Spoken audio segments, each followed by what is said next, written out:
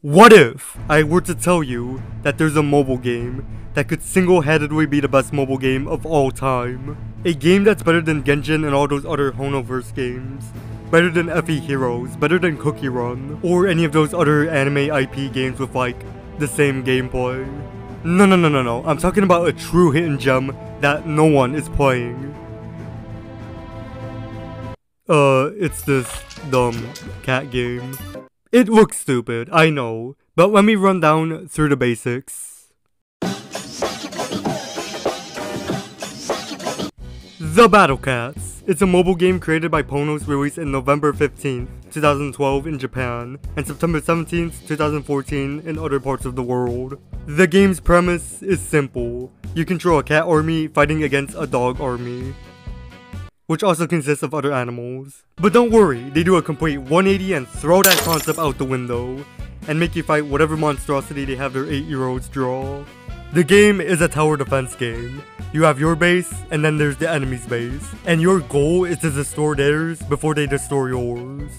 You have your cats at the bottom, and you can bring a maximum of 10, and the enemies consistently change throughout stages. There's also your cat cannon, which does damage, but it can be swapped out as you progress through the game to have other abilities. And then there's the worker wallet, which as you upgrade your money flow would increase, as well as the wallet cap.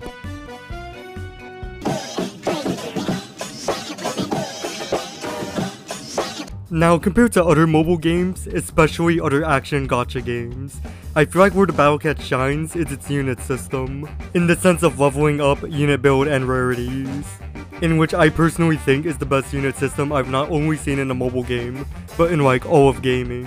In this game, there are 4 main types of rarities: normal, rare, super rare, and uber super rare. There's also special units, which contain cats that could function like a unit from each of these rarities, which are unlockable without gacha. There's also legend rares, which are so incredibly stupid rare they're not even mainly focused in the meta. Normal are the basic cats you get at the beginning of the game, that are unlockable through the normal cat capsules, while the others are unlocked through the main gacha system, rare cat capsules, which require rare cat tickets or cat food, which is also the main purchasable currency in this game. We'll get to all that in a bit. There are different classes or categories you can list your units as, but the main ones are meat shields, which are super spammable units, whose main purpose is to go up and take a hit for your more important units. There's attackers, which are focused to do damage, tanks, who are more sturdy units to absorb damage, and crowd controllers, which apply different effects to help weaken and control enemies. These 4 are the main categories for each unit, but even these can have different variations. Like for attackers, there's rusher type units or snipers. Sometimes a unit can be both a tank and a crowd controller. And then there are units who are just completely their own classification. Now the thing that makes this whole system so balanced is that unlike other gacha games, where you basically have to rely on the highest class rarity to even be decent at the game, in the Battle Cats, Ubers are not everything. There are some super rares better than Ubers, some rares better than super rares, and some normal better than rares. So in this game, it's important to bring a variety of units from different rarities when creating a lineup. Now, you could bring up a whole lineup of Ubers, but it's not the ideal playstyle that fits a majority of these stages. And also, more expensive doesn't mean more powerful. There are many examples of units being cheaper, yet more powerful than their counterparts. Alright, now the gacha system. This game's gacha system is also, hands down, one of the best gacha systems I've ever seen. Like I said, Ubers are not everything, so the game makes it easy to get them. To roll the rare cat capsule, you either need rare tickets or cat food, which are both really easy to get. To get rare tickets, you can get them by completing a set of stages, or trading 5 base upgrades for 1, which are acquired through normal tickets. For cat food, completing any set of stages gives you 30 cat food, which you soon realize how quickly that adds up. It takes a rare ticket or 150 cat food to do a roll, but if you're smart enough, you save up your cat food to afford a 1500 roll, which gives you 10 rolls, which in most cases the game is generous enough to give you an extra 11th roll, as a 100% chance Uber. In the majority of banners, Ubers have a drop rate of 5%. But around like once a month, 2 banners known as Epic and Uberfest appears, which increases the drop rate to 9%. These also include every unit from every banner, excluding seasonal and collabs, basically making the chance 1 of 10 rolls for an Uber. Also, unlike other gacha games, the Battle Cats actually encourages you to get duplicates. When you get a duplicate, you can use it to increase the level of your units beyond the level cap. Second reason, you can trade dupes for XP or NP. XP, which allows you to upgrade other units, and the XP value increase with the unit rarity. And NP allows you to upgrade unit talents, which are basically like the unit skill system.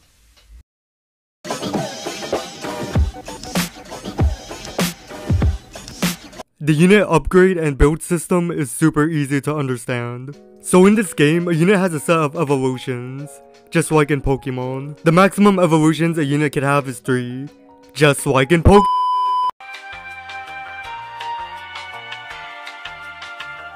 To evolve your unit to the second level, you're gonna need to upgrade your unit to level 10. But in order to evolve it to its true form, it's going to require a lot more work. You first need to upgrade your unit to level 30, and then after that, you're gonna have to fetch certain materials known as cat fruit. And for certain units later in the game, they require these colored stones, which basically functions the same way but are harder to get. After that, you need a certain amount of XP depending on the rarity of the unit. And now you have yourself a true form. And for special cats, you need to complete a certain stage in order to get their true forms. I honestly think this is a fantastic implication, since even when you get an Uber, you still have to work a little bit in order to use them to their full potential. But this also rewards players later in the game, since it becomes really easy to get cat fruit. It's very likely that you'll just have them lying around, so you can just evolve them then and there. And now, the unit customization. It's super easy to understand and straightforward. Unlocked in their true form, some units consist of talent abilities, which gives your units permanent buffs in stages. For instance, some talents let units apply their main abilities onto other enemy types, gives them extra attacking power and health, or make them more resistant to enemy effects. This is so much better from what I've seen from other games, since it doesn't force you to learn complex mechanics and abilities, just to leave you there trying to figure out a character build. It just hands them to you and lets you play the game. But the only personalization you have is the talent orbs, which basically gives your unit small buffs against certain enemy types, and these could be freely customized at your will.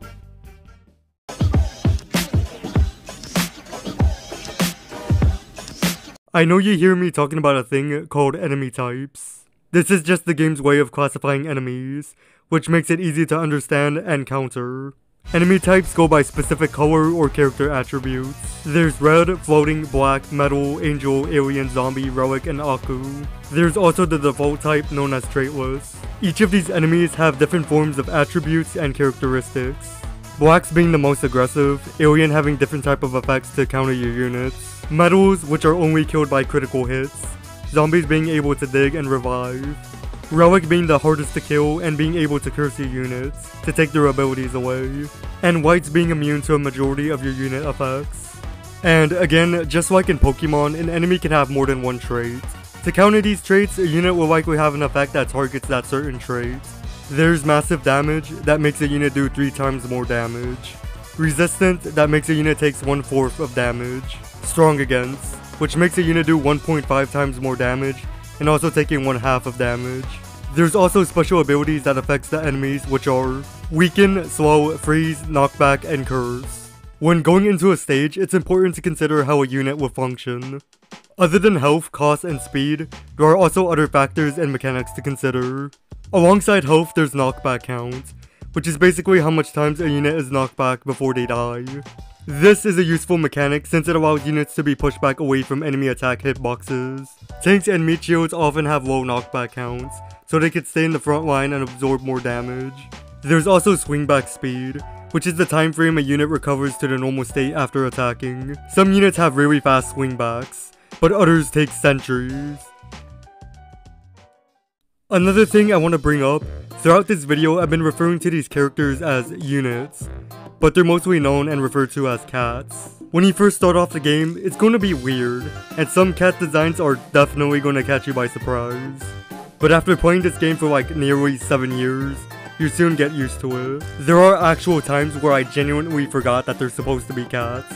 Also, even if this is supposed to be a game about battling and war, the cat characteristics do not reflect that at all. To list a few, there's a ramen selling cat, a rice ball cat, a Mario green shell cat, a cactus cat, a pizza delivery cat, a homie stuck at sea, a golfer cat, and a soap cat. But don't be afraid, there's humans in this game as well. And as I brought up earlier, this game is way older than the newer anime mobile games.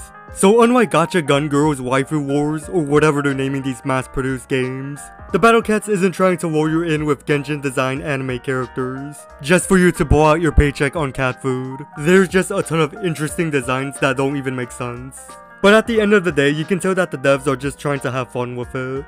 For instance, if I were to tell you that there's a unit that revolutionized the game's meta, a unit that whenever his banner appears, you blow out all your cat food hoping to get him. A unit so broken if you roll him in the beginning of the game, you can easily steamroll the majority of the early game. A unit if you say his name, you'll know what's up, you'll know what I'm talking about. You're probably picturing some type of epic warrior or some fearsome dragon. But no, it's just this egg-shaped cat with a gun.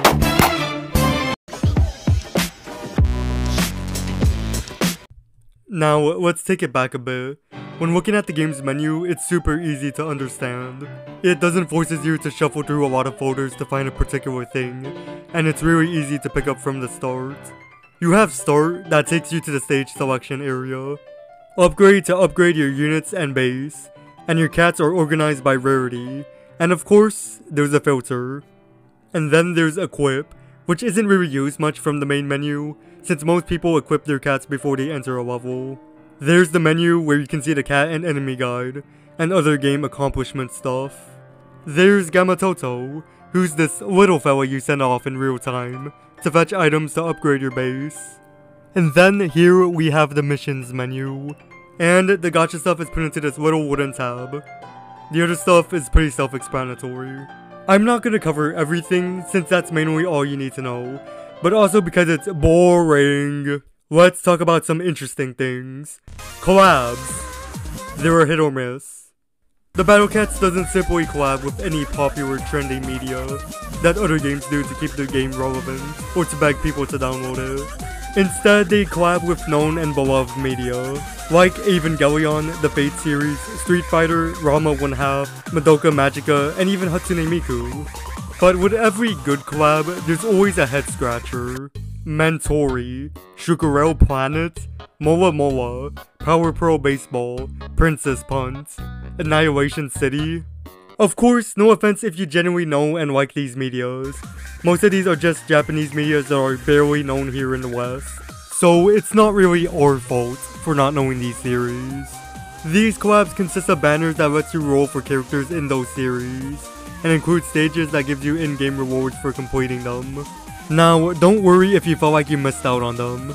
These collabs are implemented into the game, so they come back every once in a while. Alright, the community. It's pretty chill. There's no annoying X/Twitter arguments happening like every day of the week. There's like zero to none toxicity in the community. Like no one is split between different viewpoints in the game. We all just want to play a goofy cat game. There's like no arguments on who's best waifu in the game, or annoying Twitter/X fandoms. In fact, it's actually pretty niche. But there are slightly toxic non-Uber players. These people don't use Ubers and they think they're better than everyone else because of it, and wants everyone to play in that way. And to that I say, the game is single player, there's no PvP. It doesn't matter how good you are at the game. Just go at your own pace and use the units you want to use. I need to tell you right now is the best time to play the Battle Cats. I brought up earlier that I've been playing this game for nearly 7 years, and in that time they've added a lot of content and quality of life changes that makes the game more engaging. And within that 7 years, I've never once considered awaiting it. The Battle Cats feels like a complete $60 game, even if they're consistently adding new stages and features. Trust me, you will not hit a wall where it feels like you're just waiting for them to add more stuff to it. Every day you're consistently opening up the game for daily rewards and day-oriented stages. And also just because it's so easy, it's right there on your phone. You can also get it on your PC and even your Switch. I would say 3DS, but the eShop is kinda down. To me personally, this video is meant to be a love letter to this game. This isn't a sponsored video, and it's definitely gonna take me ages for me to edit. So even after all of that, the last thing that I would ask of you is not to subscribe, it's not to like, it's not to comment, but it's for you to download and to just play the game. This is J Fabian signing off, and please take care.